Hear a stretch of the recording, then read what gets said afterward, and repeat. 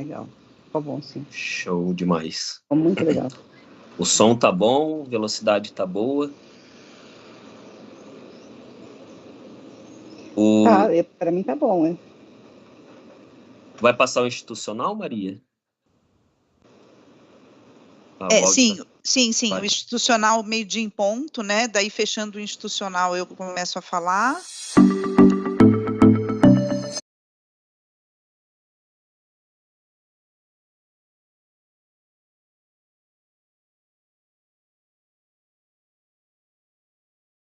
Encerra com o professor.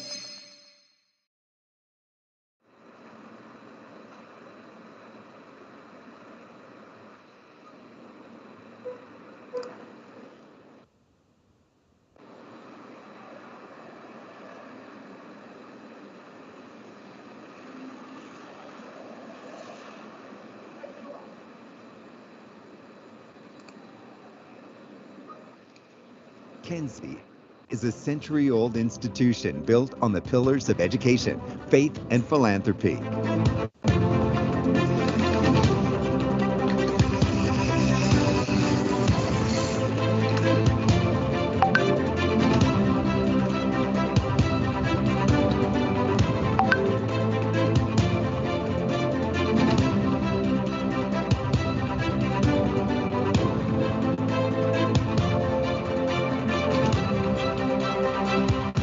quality education for the whole person without prejudice based on origin or social situation was a hallmark for Mackenzie since its beginning in 1870.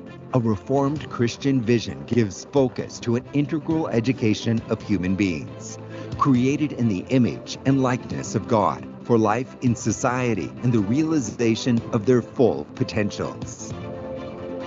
Focusing on the humanities and the sciences, Mackenzie is committed to development and progress with social and environmental responsibility and a constant quest for excellence in academics and in the management of its resources. Today, Mackenzie is present in several states and relies on a growing infrastructure that serves students from elementary school through graduate and professional education. Mackenzie is also engaged in the field of healthcare through its hospitals, as well as in agriculture and technical education through trade schools and a farming school. In the fulfillment of our calling to provide a well-rounded and engaged education, we have pioneered in Brazil by always including sports as a key component of education, boasting well-known players and our founding and year after year increasing investments in our Olympic and Paralympic athletes. Not only have sports been an important part of our history, but also Mackenzie has been recognized for its significant role in Brazilian sports history.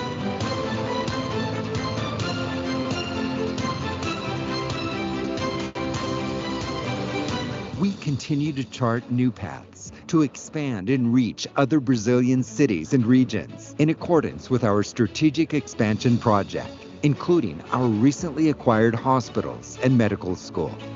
Beyond simply offering technical and professional skills, Mackenzie is concerned with the whole person. In basic education, we have schools providing quality and cutting-edge education in several locations.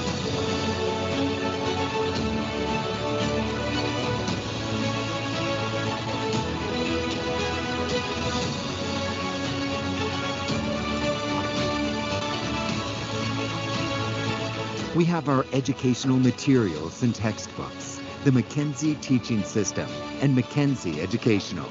Not only our own schools, but also hundreds of partner schools use these teaching resources. In this way, we are offering the Mackenzie pioneering tradition, as well as the Christian worldview applied to education to all of Brazil. True to our international origins, we also offer to our school students English language immersion programs and partnerships with well-known institutions for double diplomas with validity in Brazil and abroad.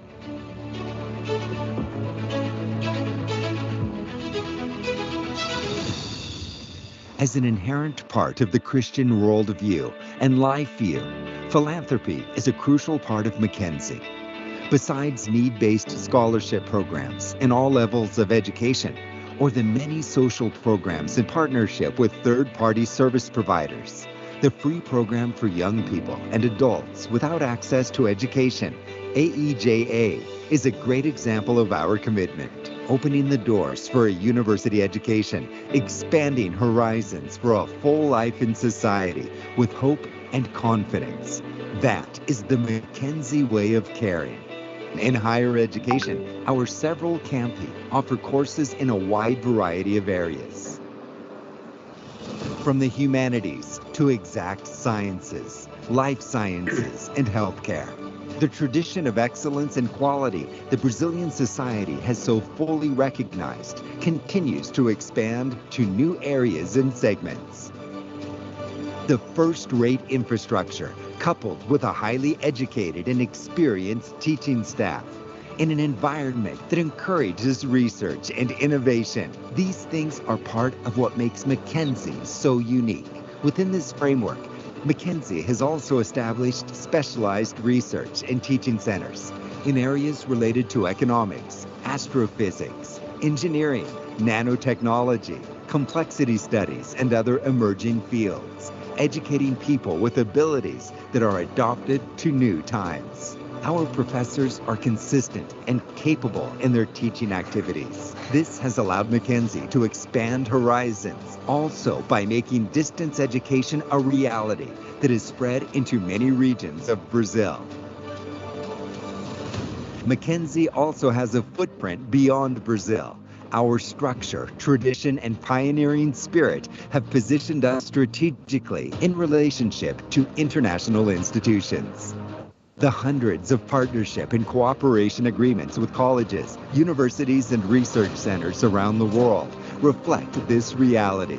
As a result, our students and professors have innumerable opportunities to participate in exchange programs, and we often receive foreign students, both of which contribute to a culturally and academically rich and dynamic environment.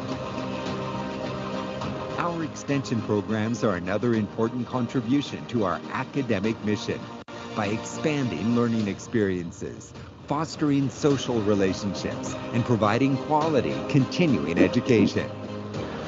The importance and excellence of Mackenzie educational tradition is recognized in very objective terms by its position at the top tier of the best university rankings in Brazil. We are committed to education in humanities, technology, and sciences that shapes professionals for leading roles in society, whether in the market workforce or in the academic world. Mackenzie is preparing for now and for the future.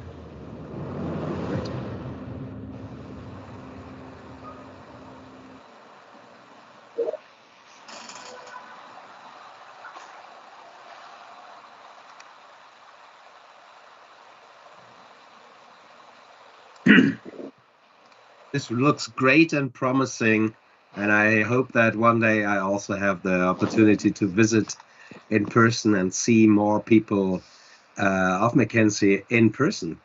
Yes, of course. Okay, Great. it would be very nice, Professor. Thank you. Good morning, ladies and gentlemen. Today, we have reached the last day of lectures at the 15th Mackenzie meeting on financial controllership and management technologies. Today, Professor Tobias Gössling will close this amazing week presenting us the topic Responsibility, Ethics and Compliance, a Strategic Love Story. Before, I would like to congratulate all the speakers, participants and organizers, especially Professor Liliane Segura, who is here today, join us at the lecture as a moderator. Thank you, Professor. Thank you all. It was a really productive week. We have had online and in-person lectures with the participation of experts from academic and corporate circles, national and international as well. We thank you everyone for participating and invite you to review some highlights in a brief retrospective. Let me share.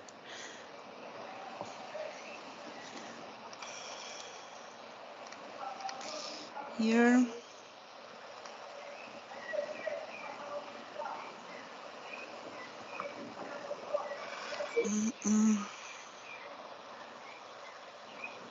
Sorry, just a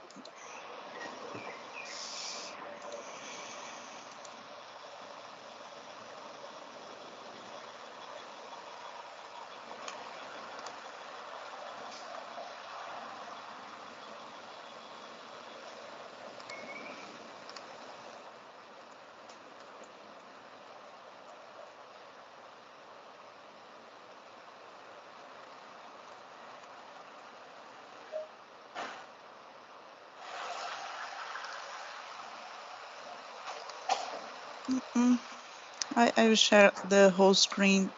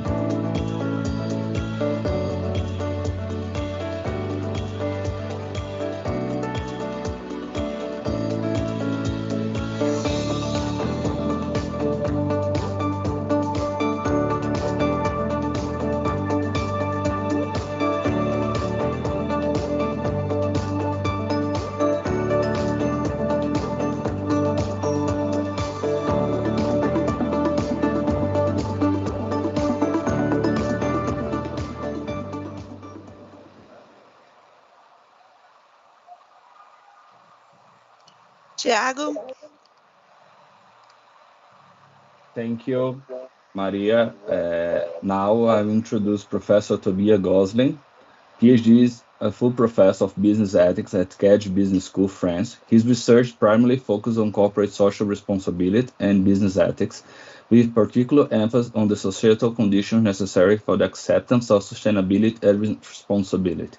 His collaboration with business, he investigates the factors that influence compliance behavior.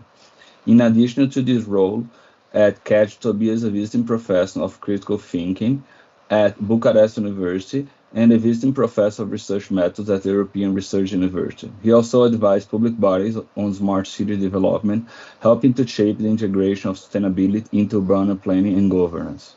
I'm also introducing Professor Dr. Liliane Cristina Segura holds a PhD in administration with an emphasis on finance from the University Presbyteriana Mackenzie, where she also works as a professor and researcher. In addition, she holds a master's degree in administration graduate in accounting science from FEA USP. Her academic background also includes a postdoctoral administration from the University of Salamanca in Spain and a specialization in entrepreneurship business plan from California State University, Fresno. She was a visiting professor at the London Metropolitan University in London and the Instituto Politécnico da Guarda, Portugal. She's a professor of the undergraduate course of accounting science and the postgraduate program Controllership Finance and Managed Technology at the Universidade Presbyteriana Mackenzie. She is a partner at Open Book Assessoria Contábil. Liliane also actively participates in national and international projects related to corporate governance, social responsibility, and business finance. We plan to conclude the talk at 1 p.m. Brazil time, and we will reserve time at the end for the Q&A session, which I ask you to send via chat. So I give the floor to Professor Tobias to begin the lecture. Professor, please. Thank you very much for this introduction. Thank you very much also for having me. And indeed, I would like to echo the compliments and add my own compliments to the program, because the program looks really, really interesting. I didn't have the opportunity time-wise to listen to the presentations, but the speakers are amazing speakers, and I'm very honored to be allowed also to contribute to your discussion here. Yeah, thank you. Indeed, I work in the field of corporate social responsibility and business ethics since a while already, basically ever since my studies. I have done quite some research in the beginning about a very classical question in our context. And the classical question is the so-called question of the business case of business ethics. Yeah? Does it pay for companies to behave morally? Does it pay for companies to respect rules? Sorry, to respect rules, to respect society, and to act responsibly. And I saw that in this context, the academic community was always eager to say, yeah, it is the case. We have a business case for business ethics. And also in the context of business-academia interaction, I saw that this answer was very, very highly appreciated. And I saw in the very beginning also very enthusiastic academics who said, we have an argument for companies to behave. We have an argument for companies to respect and to be responsible. And I saw that this is a sort of love story between corporate social responsibility and business ethics and companies and strategy. We love companies, don't we? We love companies because we need them so badly, because they produce everything we need, and because... Tobias, you are not present yet. We can. Sorry? You are not presenting because we cannot see your PowerPoint. Okay. Can you now? No, not yet.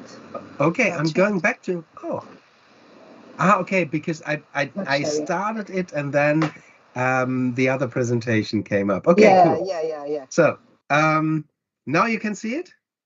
Yes, now we can see it. Yes. Mhm. Great. So, yeah, the love story for companies and about companies is a super important love story, because we love companies because they do so many things for us, because they produce what we need and they provide the services that we need, and we cannot imagine a life without those companies anymore that provide what we need. Indeed, if we think about it, there's hardly anything in the joys of our lives, except for love maybe, that is not organized. And on the other hand, we hate companies because they hurt us so badly, because they do things that they should not do, because they sometimes also make our lives hell.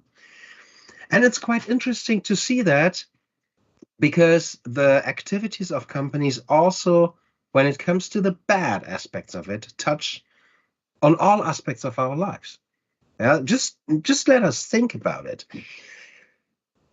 A recent Mackenzie story, recent Mackenzie research in Europe points out to the following: 60% of the middle managers in Europe would rather give up their job and work in another company for even less money if only they had a better superior. This is insane. This tells us that they stay in their employment despite their leaders are toxic leaders, just because the organization has somehow captured them inside. Burnout, bore out, organizational stress, up to organization-related suicide happen. And that in a context of business development, where we see that businesses contribute to the prolongation of life. Businesses can keep people alive. Yeah, it is not only Dana-Farber Research Center in Boston, Massachusetts, that heals cancer. It is together with them also General Electric that provide the machinery. And at the same time, the other aspects of life, like, for example, we talked about it, climate change, are of course heavily exposed, are heavily caused by those organizations that provide the things that we need and love, petrol and plastic. And also with regard, so that's the love story between society and businesses. How about the love story between corporate social responsibility and ethics and compliance in businesses? I participated in this discussion not from the very beginning, but quite from the beginning. And I saw that in the beginning, it was very often an idea of academics together with theologians to say, we criticize companies for what they're doing. We criticize economic systems and business systems for what they're doing. We, together with citizen movements, said something has to change. Yeah. So the term corporate social responsibility later on was something rather introduced by companies, not from academia.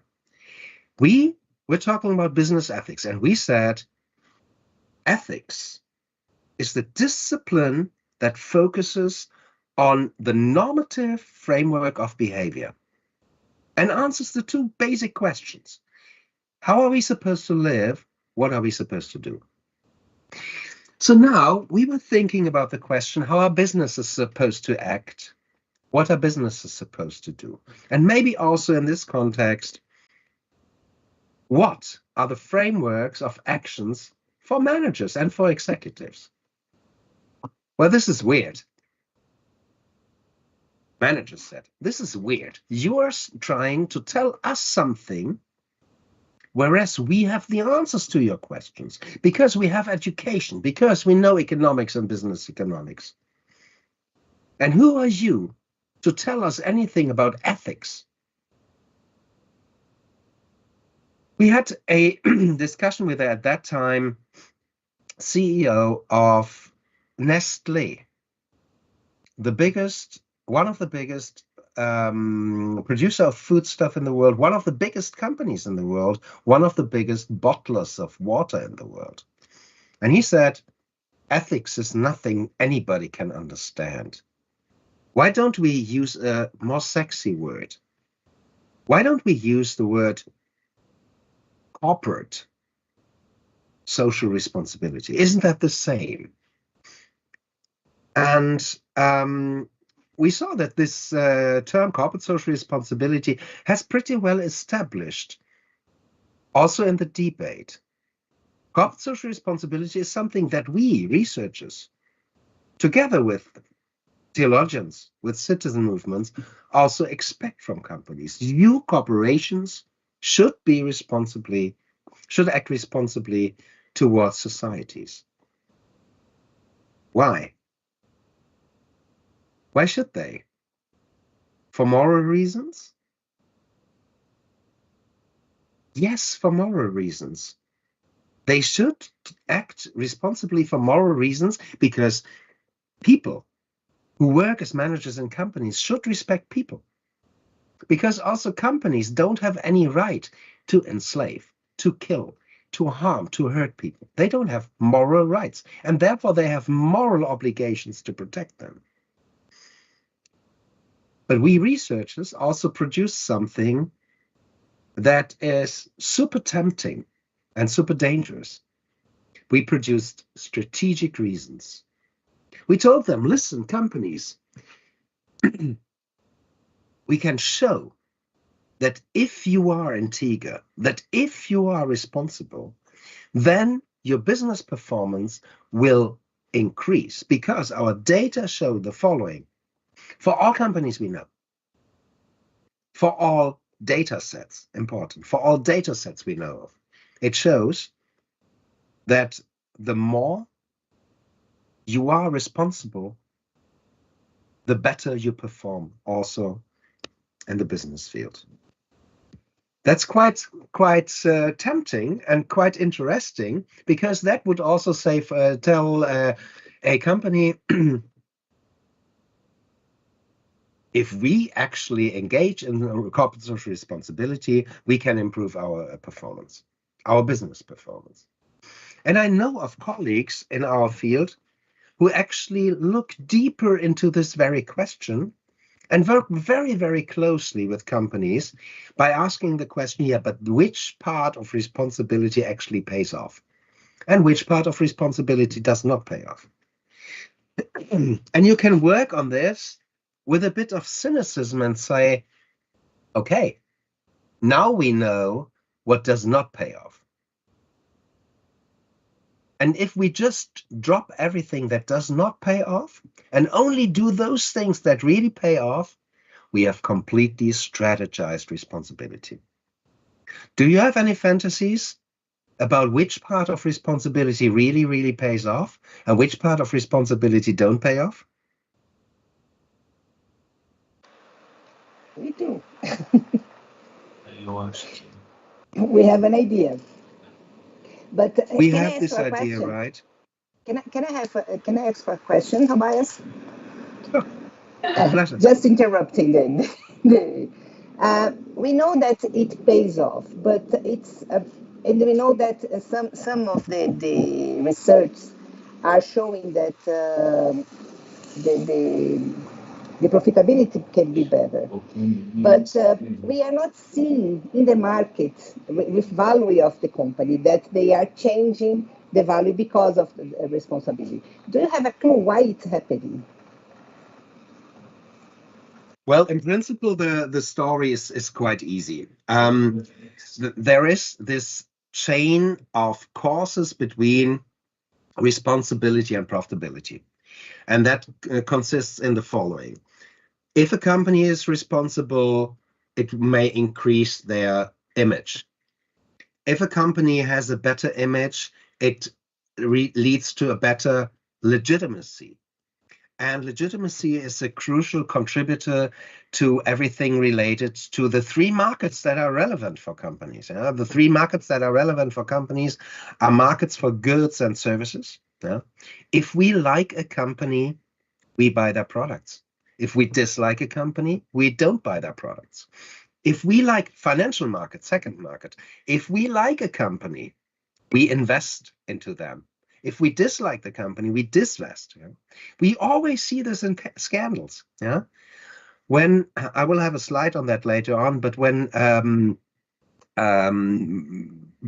Beyond Petrol, as they called them back then, BP, ruined the Gulf of Mexico. They lost 55 million US dollars in share value because the shareholders basically run off. When the mafia, no, they're not called the mafia. The other one, as bad as the mafia, Volkswagen.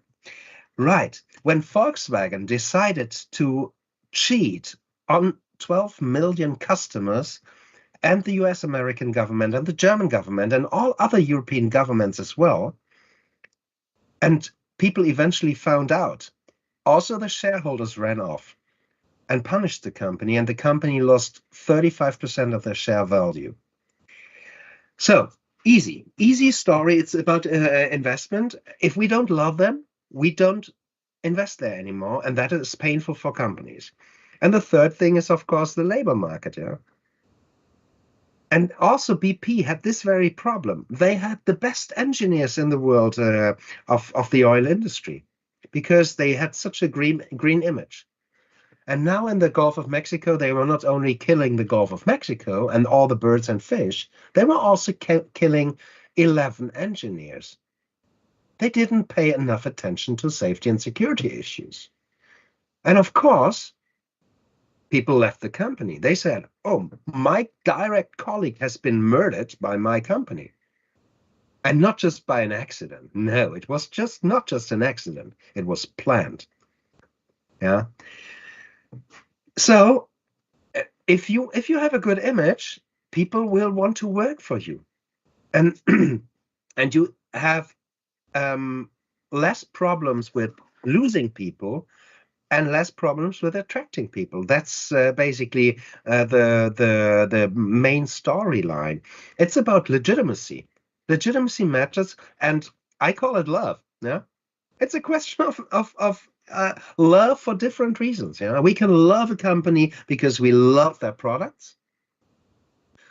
We can love a company because we love the way how they produce their products.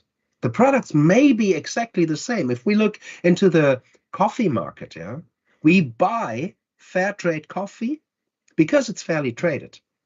And the taste of the coffee is exactly the same. Okay, and then there's the third thing. We can love or hate a company because of the way how they appear. Yeah.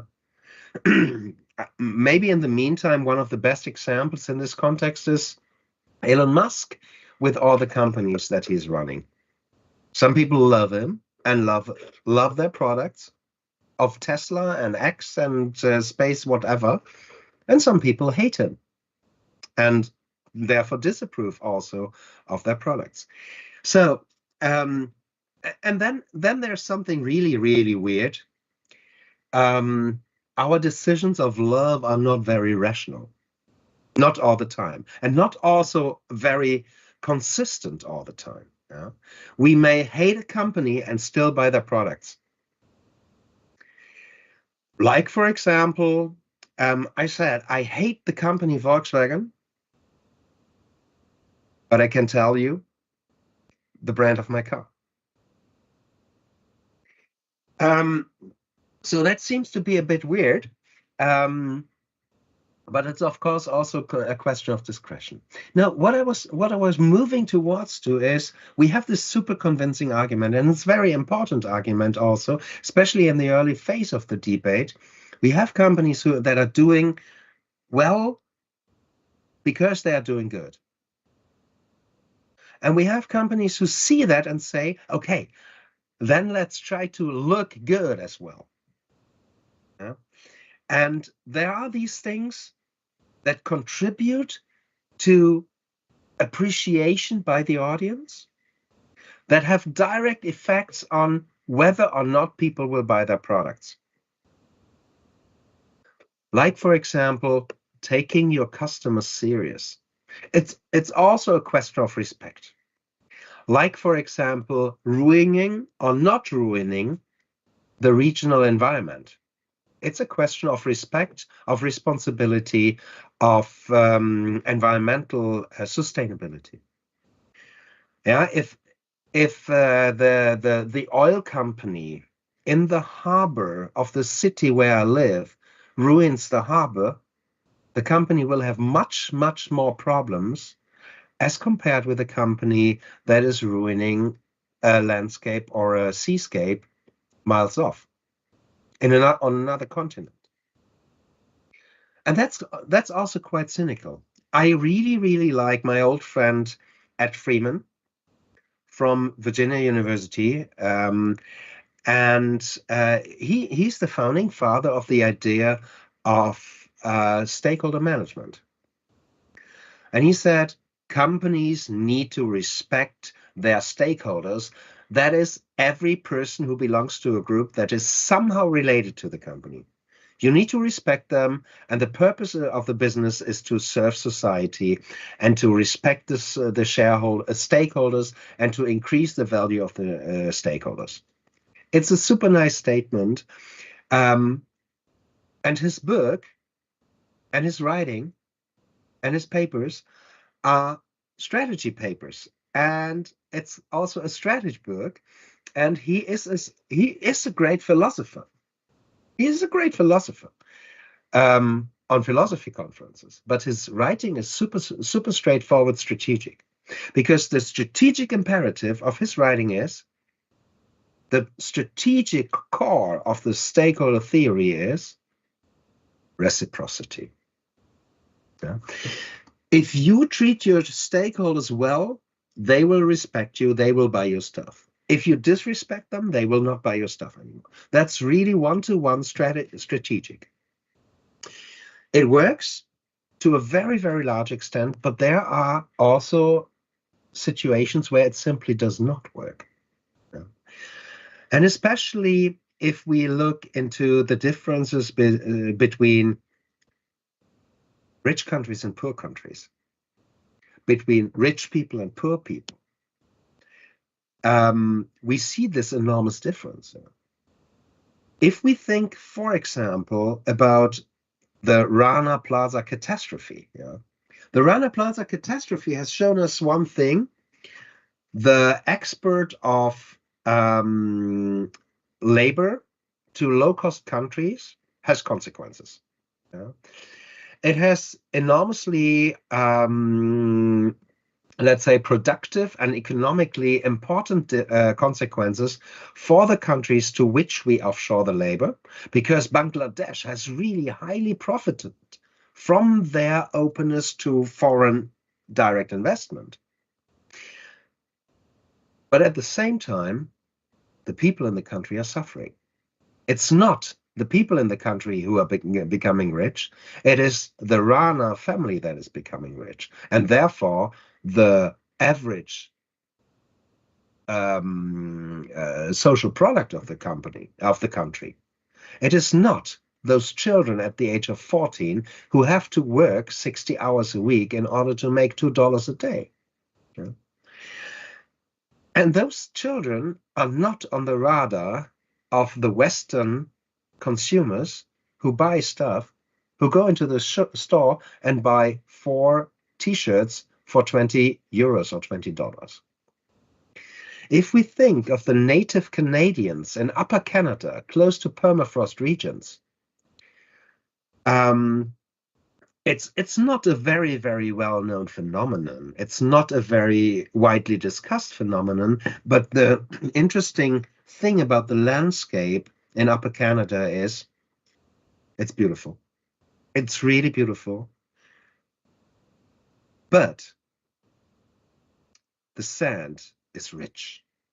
The sand is rich in oil. And we know that oil is expensive and oil is precious. So what you then can do is take the oil and take the sand and squeeze out the oil of the sand. If you do that with machinery, you need lots of sand in order to get lots of oil. Well, who has the machinery? Big companies have the machinery. the native Canadian don't have any power. They're not powerful. They're not very highly educated. Very often they're not even literate. They're not advocates. They don't have the financial means to finance advocates. And companies like Gazprom, but also in the beginning Total, went to Upper Canada to excavate landscapes at the size of the Benelux countries, which is, let's say, 50,000 square kilometers of land that were excavated, that were destroyed, and the living grounds of the native Canadians were destroyed, and people needed to leave. And nobody is paying attention to their claims because they're not powerful. And that is also something that Freeman says. Power is an important contributor of your relevance as a stakeholder. So, the strategic turn to all this was companies that love us, show us that you care for us, and you do so by buying our stuff. And then CSR is not a question of being responsible, but rather a question of showing responsibility in order to create legitimacy, in order to contribute to brand building. Yeah? And we have some companies who are really very nice companies in the sense that they seem to take their own ideas about responsibility serious. And there are some companies where you have severe doubts. And the overall impression is the more professionalized, multifaceted, managerial run a company is, the more likely that it is that such a company focuses on shareholder return. Yeah, IKEA is such a company where we have this ambivalence. On the one hand, IKEA is a major contributor to saving forests in the world. How is that? IKEA was the founding father of the Forest Stewardship Alliance. The Forest Stewardship Alliance, which is in the meantime a completely independent NGO that certifies wood logging companies for sustainable timber. I guess that this is also a very, very big issue in your country. Yeah, where the destruction of the rainforest for, let's say, minor purposes is something that is very, very severely going on. Yeah, where rainforest is destroyed for cattle on the whole South American continent, where rainforest is destroyed for other plantages, in regions of the world where rainforest is destroyed for palm oil plantages, we see that at least FSC can do something good in terms of saving forests, saving rainforests. So IKEA put this into the world together with Greenpeace. And it is important. But let's just ask the question, where did they do that? They were criticized for what we now would call fast furniture. They changed our world, our patterns of furniture consumption. Before IKEA was on the market, furniture consumption looked the following. Once you founded a family, once you started living on your own, you would look into the furniture from the inheritance of your grandparents, and you would use what was still there. And if it wasn't nice anymore, you would paint it anew. Nowadays, you go to the store and you buy new furniture. And once it breaks, you buy new furniture. And if you move, you leave your furniture, you throw it, and you buy new furniture. Yeah, and that, of course, has consequences, and IKEA was criticized for it. So Here they found a way out of it, saying, our wood is good. I don't say that IKEA is bad through and through, but they have a strategic challenge to respond to sustainability concerns. Yeah. And they have a strategic response to that.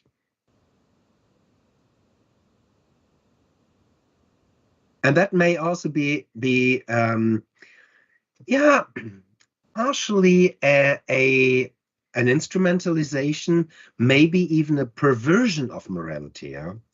The moral question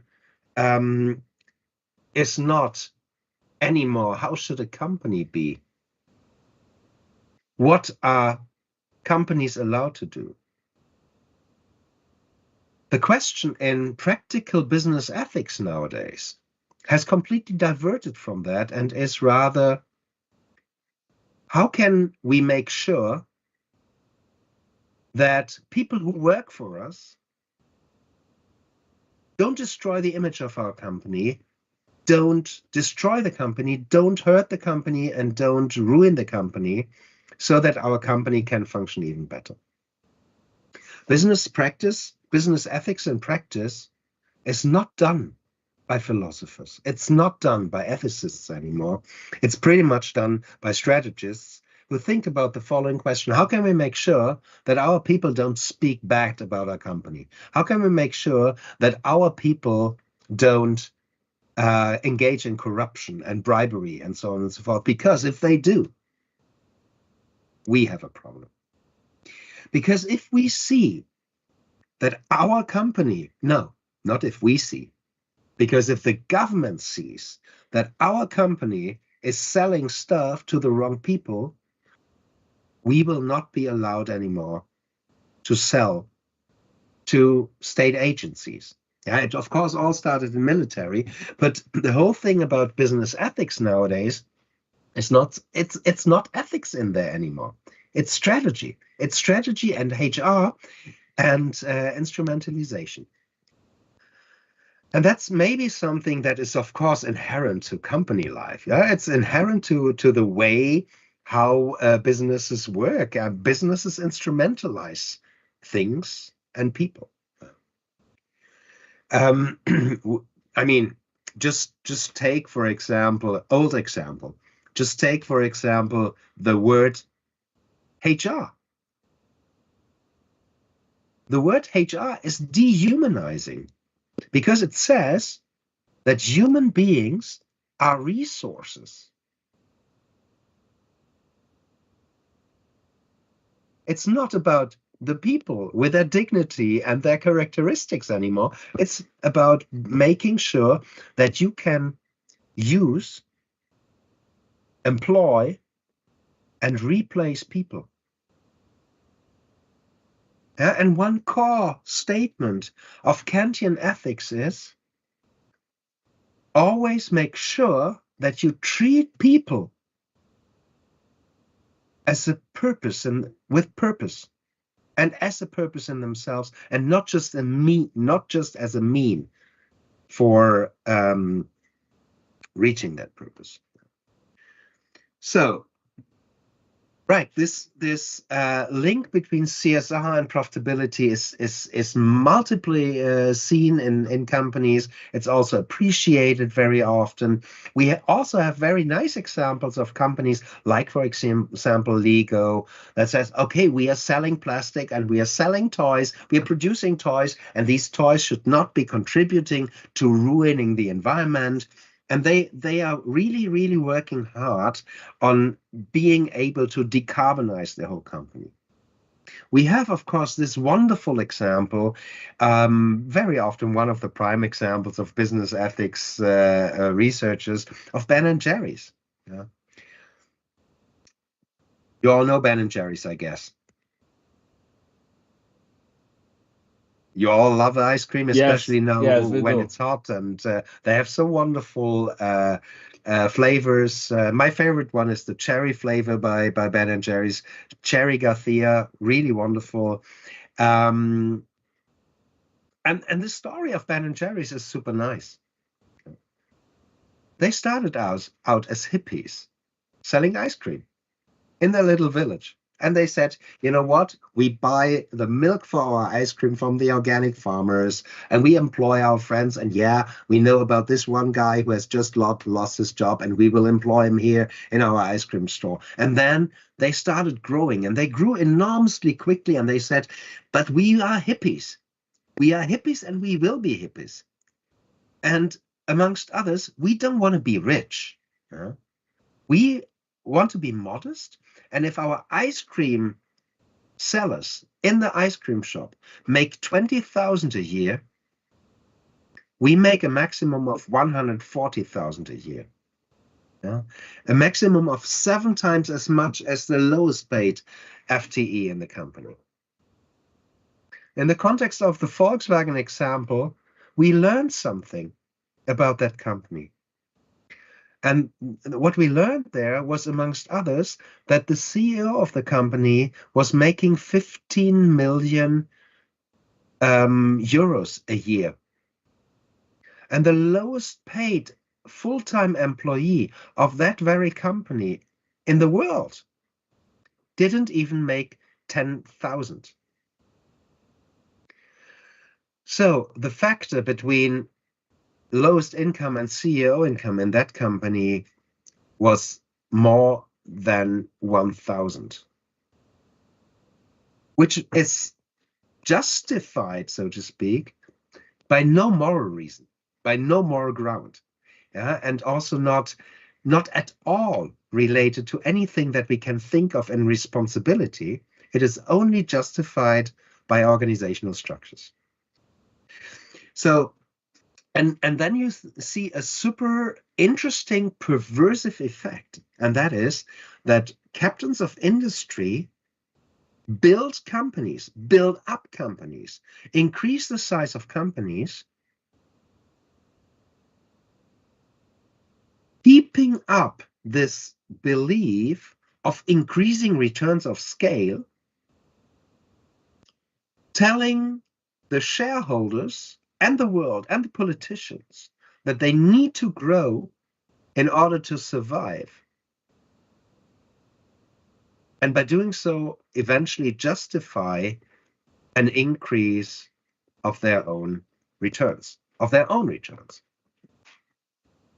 So the strategic benefits eventually are pretty much in the hands of the companies, and of course more specifically of the top executives of the companies. That is quite interesting. Let's keep that just for a second, this thought.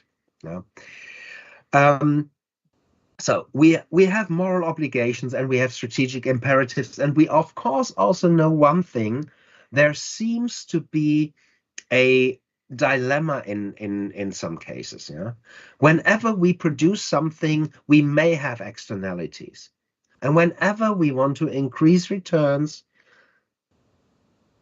the economic system is built in practice in such a way that somebody is paying the price for your profit. At least in modern capitalist economies, the market exchange has changed to such an extent that somebody is losing and somebody is winning. That's different from what we have learned in economic theory, right? And that's also different from what we have built our understanding of a market upon. The original understanding of a market is that people come to a market in order to exchange goods, services, and the representatives thereof, which is money, and only engage in an exchange if they profit from an exchange. That means that if the one farmer who has chicken and the other farmer who has pigs meet on a market, the chicken farmer would provide the eggs and would get a piece of ham back for it. And for both, this exchange would be beneficial.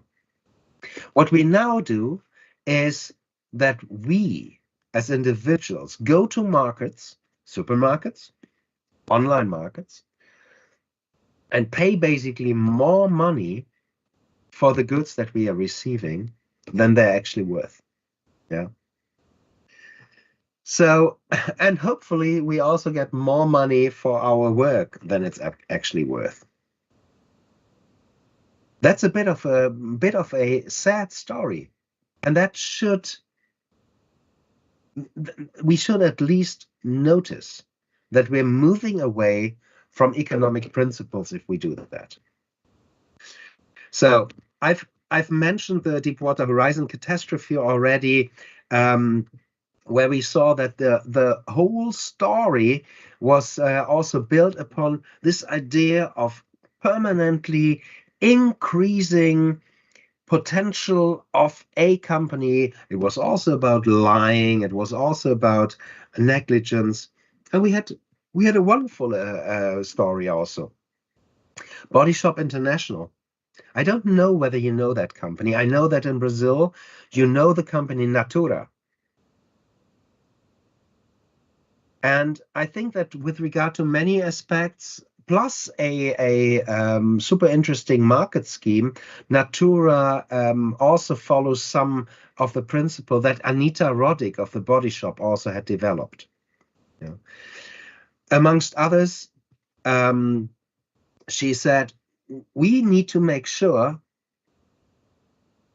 that the things that we buy for our beauty don't cause sufferance at other places of the world.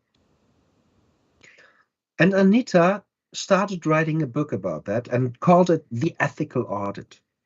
It was wonderful. She was traveling the world together with her team and was speaking to every single person in the entire chain of custody about how happy they were with their work and what the problems were. And they went back a year later and looked at the question, did we do better this year? Did we accommodate your problems? And she wrote a book. It was 450 pages thick, and it was called The Ethical Audit of the Body Shop International. It was the first ethical audit. Right? Nowadays, all companies do ethical audits, but they're not based on understanding people working in companies and relating their work to challenges that they're facing and challenges that the world is facing and ethical ideologies or ethical convictions. No, it's a box ticking exercise in which we fill in GRI, that is the Global Reporting Initiative, fabricated schemes in order to respond to the one question: can we produce the data that allows that our stakeholders love us? And if we then understand the mechanism behind corporate social responsibility as a strategy, it's also quite easy to understand who is eventually profiting from corporate social responsibility. Who should actually be profiting from responsibility? Who should be profiting from it? Is that a question to the students to answer? Preferably, yeah. Yeah. So students, answer that.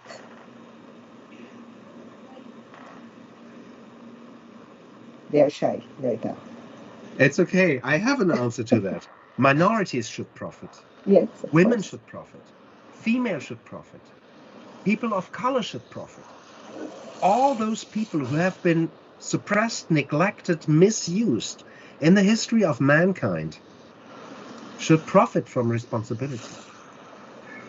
Female should be treated equally in the business world. In Germany, chances are, if you meet a CEO in Germany, chances are higher that his name is Christian than that it's a female. We have more Christians than female in boards. I think in the US, it is Michael and female, but the story is basically the same. In France, the gender pay gap is 20% on average. Yeah. There is a law, isn't it? There is a regulation about that. Yeah, there's a law. There's some regulation, but you know, if we talk about in Scandinavia, there's a law very clear. Mm-hmm. That's a quota, and the quota is very easily. I think it's 40 or 50%. Yeah, 40%. Yes. So yes. and then the question, you know, you employ a person, and it doesn't matter. Mm-hmm. Whether that person is 60 or 40 or 20.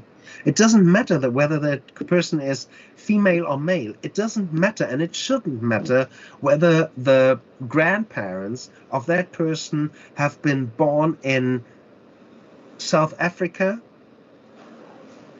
in China, in South America, in North America, and Europe. It should not matter.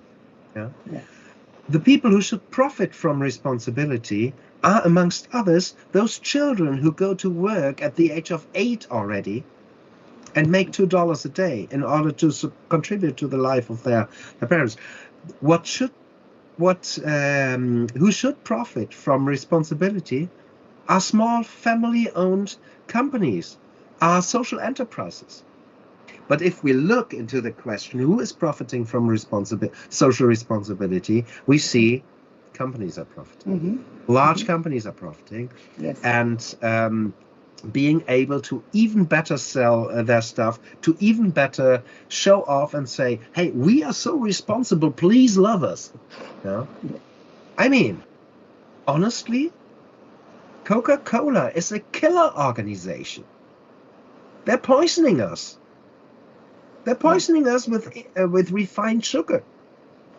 And at the same time, they stand at the Olympic Games or whatever sports event and say, hey, we stand for sports and health. Mackenzie, the name is so close to the name of your university, and you're really doing so wonderful things. Mackenzie is one of the biggest advising companies in the world. They're advising the European Union.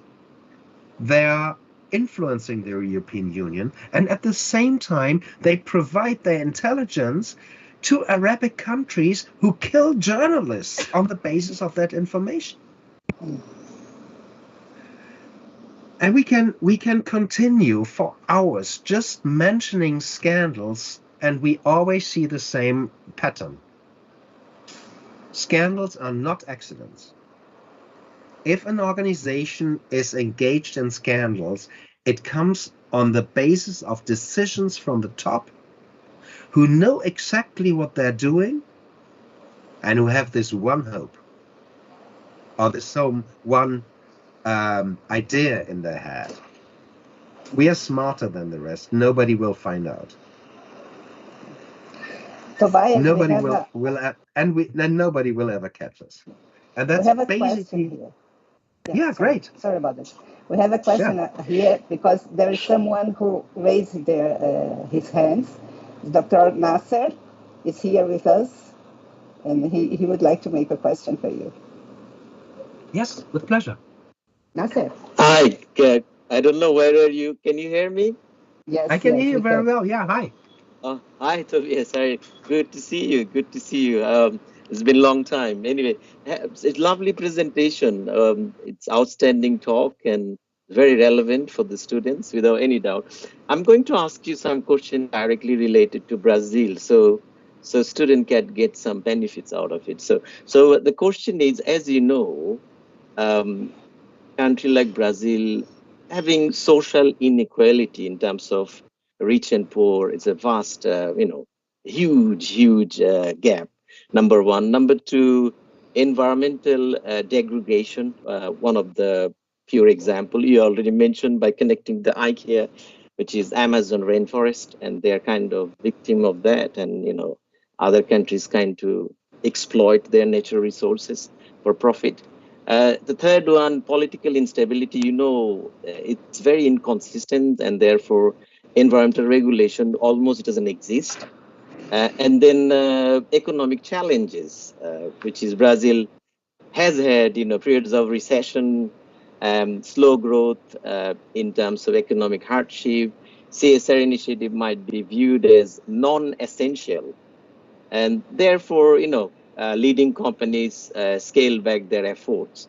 So what do you try to say to Brazilian students what they should do really directly to those 4 points: social inequality, environmental degradation, political instability, and economic challenges?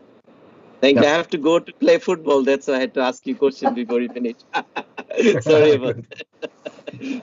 Yeah, good Thank you. to have you in the room, and it's been too long indeed. Looking forward to seeing you back in person soon, hopefully. So, excellent question, of course, and also a question that is, I would say, showing or my inability to fully and successfully and sufficiently and satisfyingly give an answer to that question is also related to the typical and very often criticized ignorance of Europeans who think that Europe is the world, whereas we should understand that Europe is not the world. Yeah. And it's of course not sufficient to say that also we Westerners and we Northerners should change our attitude and stop exploiting the world, which we still do with regard to very many aspects. So the communication of sustainability aspects is, I think, really an important thing also, yeah, and to make sure that you have the things that are also criticized, your GRI report in order to document to the world, hey, listen, we have understood what the communication patterns about sustainability should look like, is something important. Another thing is a strong emphasis of the community. I mentioned Natura earlier on, and of course Natura is also criticized for making a bit of a closed shop of their entire company, where you say, once you are in there, you are really in there and you're part of the family, which also means that if you're not in there, you're not part of the family. However, what they actually do is to focus on the capabilities of community, if I understand it correctly from my distant observation. A next recommendation would, and that really takes guts, is to say, we stand our ground and we stop collaborating with companies who too obviously disrespect the interest of our region. Yeah. And if you continue working with a company that is basically sucking out all the profit of a region and bringing the entire revenues back to their home country, you still let colonialism happen. Yeah? Colonialism is still happening, unfortunately. Yeah? Basically, what is happening in Bangladesh, and of course it's not comparable to Brazil. Yeah, what is happening in Bangladesh is colonialism, but what is it so different from what is happening at if we look at Volkswagen Brazil? Where does the profit of Volkswagen Brazil go to? Abroad, not in Brazil. Abroad, right. And that is still colonialism, yeah? And there, in this context, I would definitely love to see if also people, entrepreneurs, companies say, we take things in our hands and we don't let it happen anymore. There is an old, very, very old idea in corporate social responsibility called PPP, yeah, by John Elkington, introduced once. And it says people, planet, profit. And it means we need to respect the people we work with, we need to respect the environment, and we need to make sure that the profit is actually profiting the people who produce it. Yeah? If we here business people speak about PPP nowadays, they say, you know, if you respect people and if you respect the environment, you can make more profit. And that's not what it's about. Huh?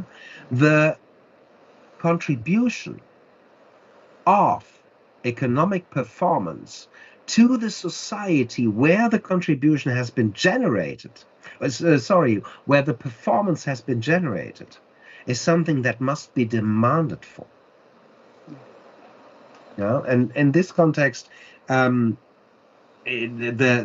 idea of taking things more in your own hand, engaging in social entrepreneurship, including things of like making sure that people buy regionally, are very, very little, very small recommendations. But my impression is, and my impression is also for Europe, I mean, we are also facing challenges, right? They're completely dissimilar. I know that our challenges are completely dissimilar. If we look at the global development of economic performance, I read 20 years ago, I read in The Economist a statement saying Brazil is taking off. Again? and I thought that is super interesting to hear this statement, but it was based upon a very, very blindfolded impression and a blindfolded focus on just one figure. And the one figure was the BIP, the social product.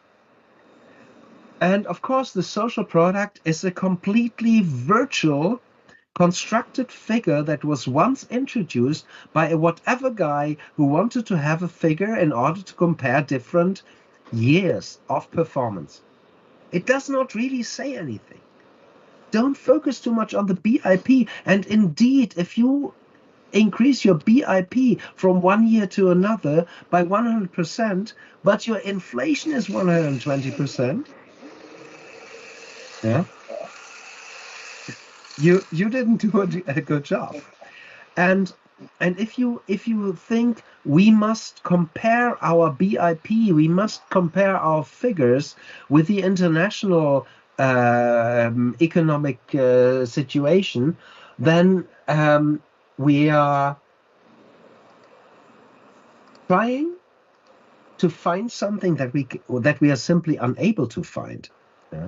We are not competing with the United States. We are not competing with China.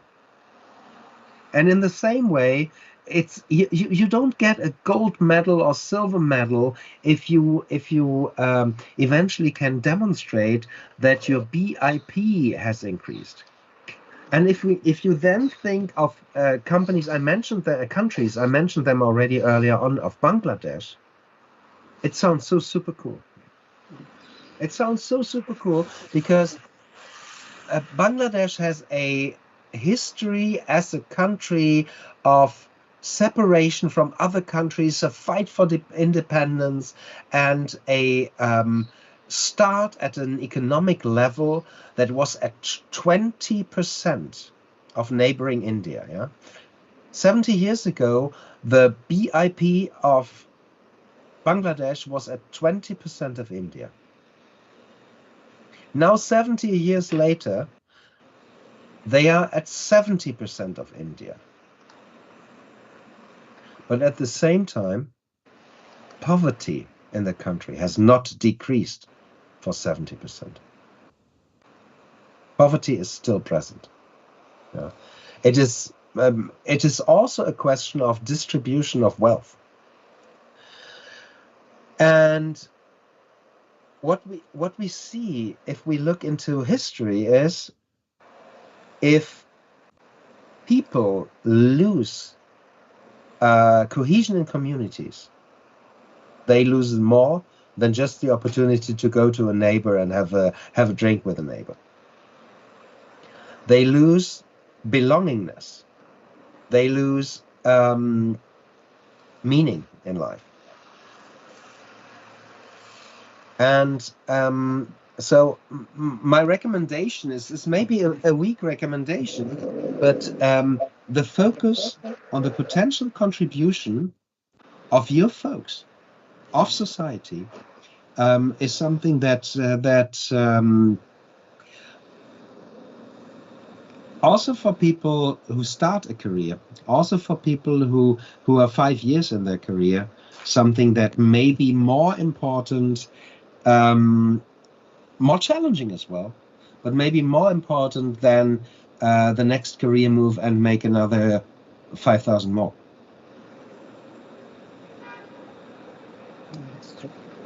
Make sense of society. That's very important, and that's of course something that is much easier done if you are part of it.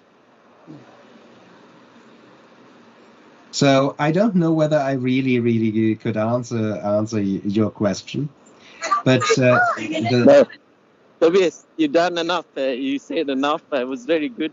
Connecting with Bangladesh was good one because Bangladesh kindly facing similar sort of issues, but the problem with Brazil is significantly bigger than Bangladesh, so therefore to regulate that country it's quite difficult because different zone plays different kind of role and different kind of taxation, different kind of way they behave as a business. So therefore, it's a little bit more, yeah. It's a nightmare. Sorry. It's a nightmare. And then you have the situation, and right now the summit is taking place. Yeah, Brazil is of course the first letter in the acronym of the BRICS countries.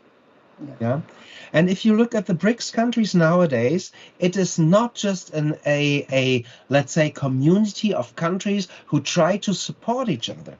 Yeah. It is a club of countries that is currently run by 2 dictators. Yeah. Almost 3. Or 3 dictators. Yeah. That have a couple of ideas in common, including the ideas to be against America and everything that is related to America. And that's simply not enough. It's also, there was even an event organized by the BRIC countries, which was an alternative to the Olympic Games. Why? Because the biggest country of at least the biggest economy within the big BRIC countries, was not allowed to participate in the Olympic Games. So they had the BRIC Games. And the interesting thing in the BRIC Games was the following. Who was the big winner of the BRIC Games? It was Russia.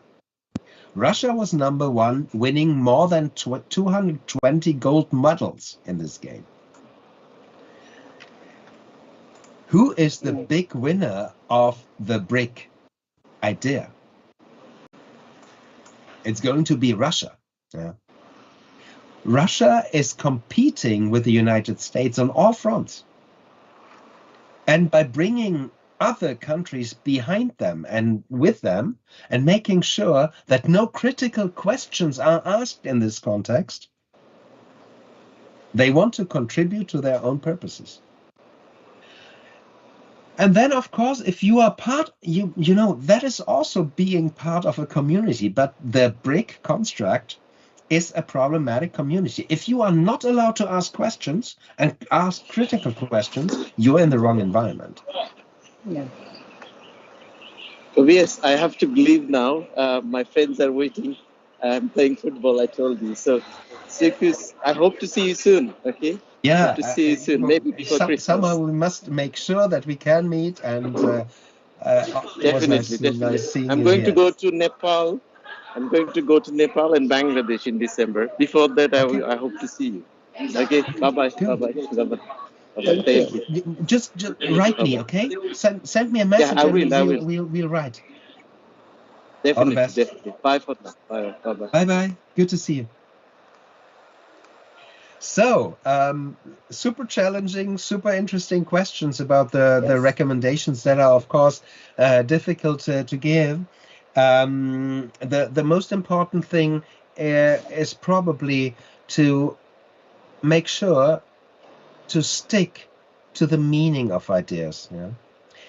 I mentioned the stakeholder theory. Stakeholder theory is not the same as ethics. Triple bottom line, I mentioned that. Making sure that profit also contributes to the things we really want to read. So basically, CSR and business ethics have transformed, and an important question to keep in mind if working for a company is not what is our contribution to our shareholders, but the much more question is what is our obligation towards society. And then you also develop policies and tactics to live up to this. So I understand that I took more time than was originally planned.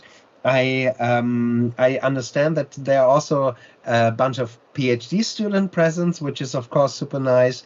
Also here, if I may make one recommendation, I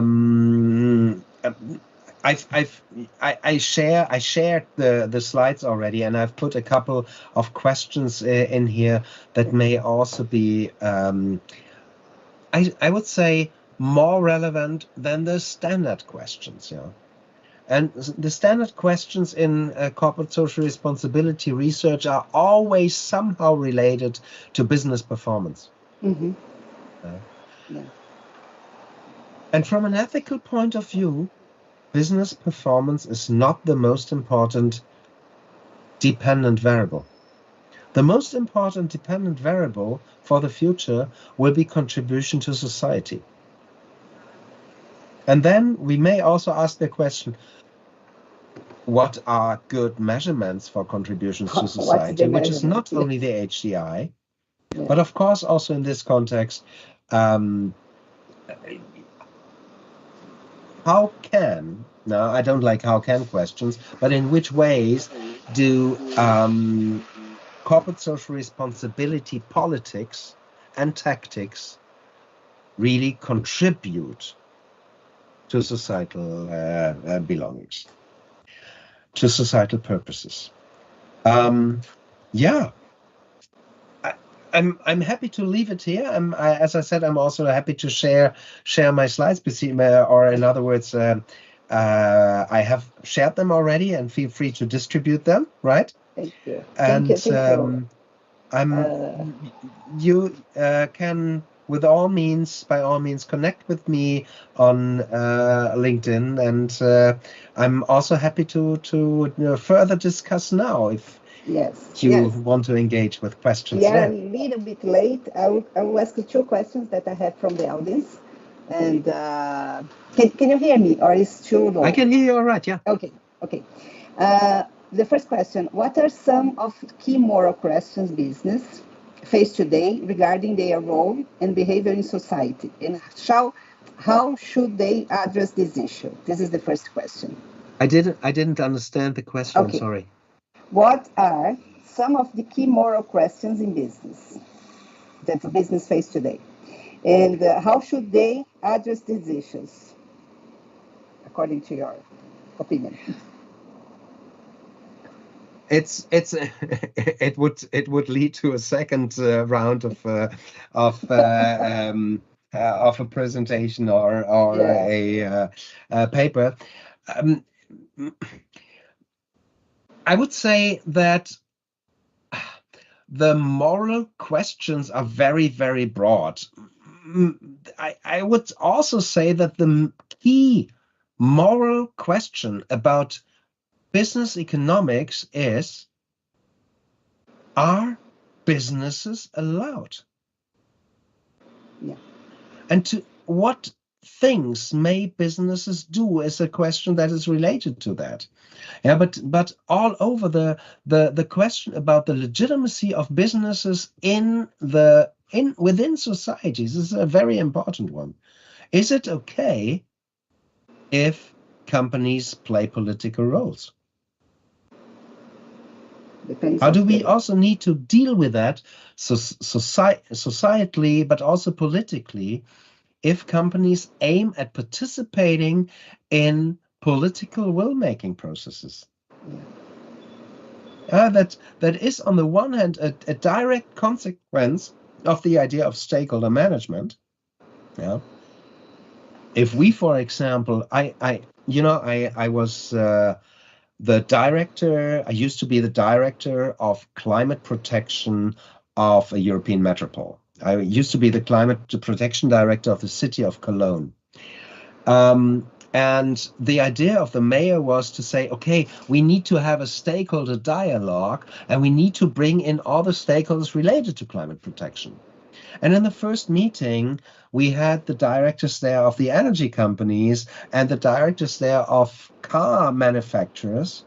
And I said, this is not going to be a solution, or this is not going to contribute to a solution to our problems. This is going to provide the platform for lobbyism and eventually legal corruption to us. Are businesses allowed to participate in political will-making? I got concerns there. How do companies address that? I would also say with openness, with transparency, with corporate political activities against corporate political activities. Yeah? Yeah. If Philip Morris is sitting in Brussels in order to lobby towards a plan for more addiction to tobacco, come on, companies, other companies, make this public, make this more public, make the society better aware of those things that are going on, and don't think about the question, couldn't I do the same? Yeah. Yeah. Wouldn't it be nice if we had the same? I mean, let's face it. When speaking in early years with members of the Ford Motor Company about what Volkswagen did, the question was not, how could this possibly happen? Or aren't they stupid? Or how can somebody be such a bad person? The question of the engineers was, well, isn't there a way to even better hide it? And that's the wrong approach. Yeah. Yeah. Yeah. And I think maybe to answer this question also is depending on the business that you have. And you have to evaluate the risks that you are facing, and you have to evaluate the moral problems that you are dealing. So this is it's quite complicated because it's depending on the company also. So Tobias, I thank you a lot. It was a great pleasure to have you here, and I hope we have more lectures with you.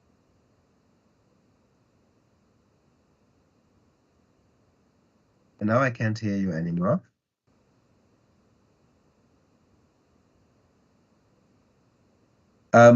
Yeah, I can't hear you. We lose the teacher. I don't know why. Okay. We lost her. Well, the pleasure was all mine. Thank you so much for having me. Certainly in the context of this beautiful event, super interesting event.